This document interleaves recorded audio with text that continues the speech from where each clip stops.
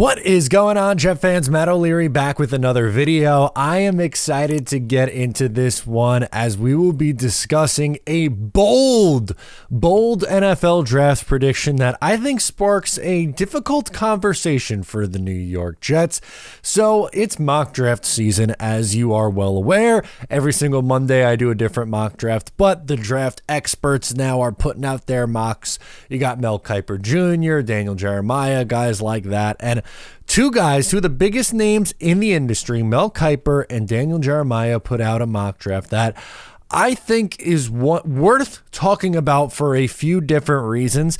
Both guys had two different picks, or they each had, there we go. They each had a different pick for the New York Jets at pick 10, but I think it sparks an interesting conversation with not only the New York Jets, but just this offensive line class in general for the NFL draft. Okay, so in Mel Kiper's mock draft, he has Olu Fashanu being the one who was drafted for the New York Jets. Olu Fashanu out of Penn State is someone who, look, guys, let's be honest, a few weeks ago, it seemed like no one was expecting him to be available at pick 10 when the New York Jets would be selecting.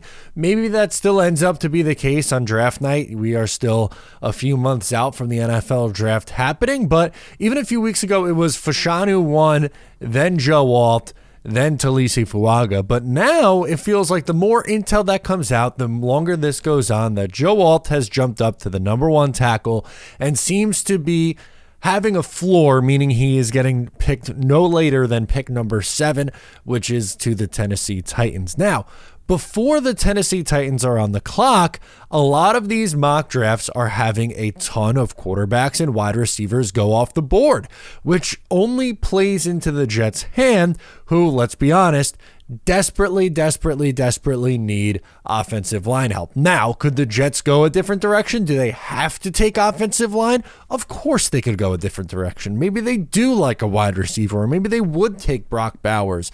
I would like the Jets to go with an offensive lineman, but there are many avenues the Jets could go at this position. They could trade back. They could move up. There's so many different things. But Fashanu doesn't seem like that pipe dream anymore.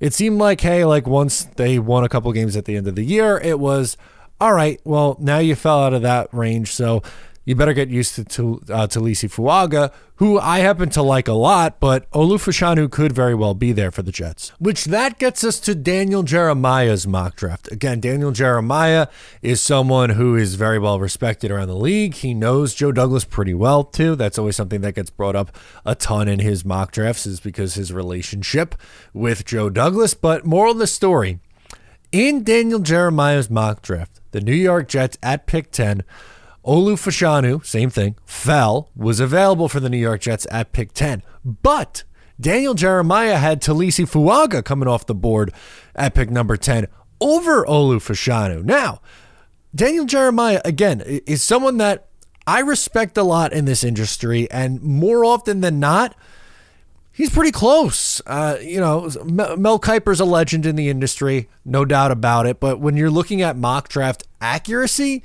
Daniel Jeremiah is up there. So would the Jets actually take Taliese Fuaga over Olu Fashanu? I don't know if I buy that. I really don't. And again, respect Daniel Jeremiah. I think he is a very, very smart mock drafter. I think he's plugged in to what's going on.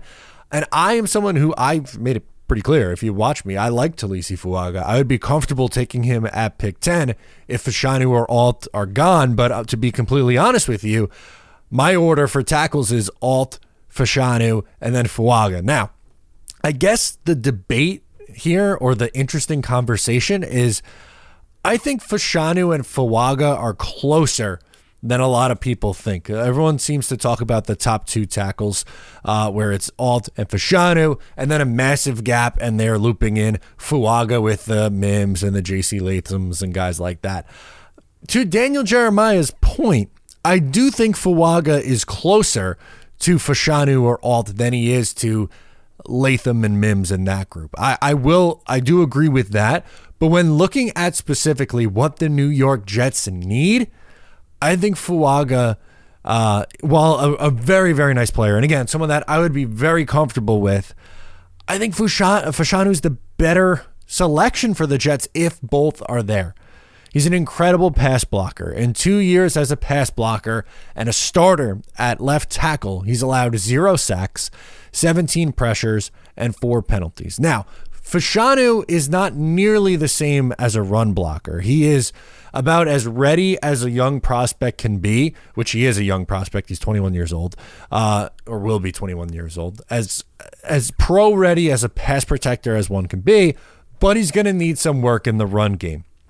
That is something that I am willing to live with because of how important it is for the Jets in 2024 to keep Aaron Rodgers upright. And now if you're a Jets fan and or a draft fan, then I'm sure you're familiar with Conor Rogers. He does the NFL Stock Exchange podcast. I was listening to his show from earlier this week where he was talking about, or they on the show were talking about Daniel Jeremiah's mock draft and the surprise that Fuaga was the pick over Fashanu. Both him and his co-host are very high on Fuaga and would be comfortable with the Jets taking him there, but not over Olu Fashanu, which is kind of where I fall on it as well. And the reason why I bring that up is because something that he said to me rings really true, where the Jets are in 2024 need to do everything they can to keep Aaron Rodgers upright. And if you have a better pass protector there, that is the play that makes the most sense. Now, Fuaga, I mean, he's no slouch. Again, 2-year starter at right tackle, no sacks, 23 pressures allowed, 11 penalties is a little high. He's got to calm that down a little bit. But there is no denying that he is the best run blocker in this class, and he has gotten better year over year as a pass blocker from his time at Oregon State. Now, he's more of a right tackle. So you'd be ironing out the right side of the line, but we know left tackle is significantly more important. So when you take into account the left tackle or the left side being the more important side, Fashanu being a better pass protector than where Fuaga is, I think the choice then becomes obvious. And again, I really like Taliese Fuaga. He's one of my draft crushes this year, but I don't think I could justify passing on Fashanu there. If Fashanu and Joe Alt are off the board and you're at pick 10, and Taliese Fuaga is going to be on the board, then on draft night, more likely than not, depending on how the board falls and what the Jets do at other positions, more likely than not, you're going to see me on the Talking Jets draft stream saying, I want Taliese Fuaga to be the pick. More likely than not, that would be the play. But if both guys are available, I want Fashanu. Let me know your thoughts down below in the comments. Thank you so much for tuning into today's video. Once again, I am Matt O'Leary, and I'll catch you next time.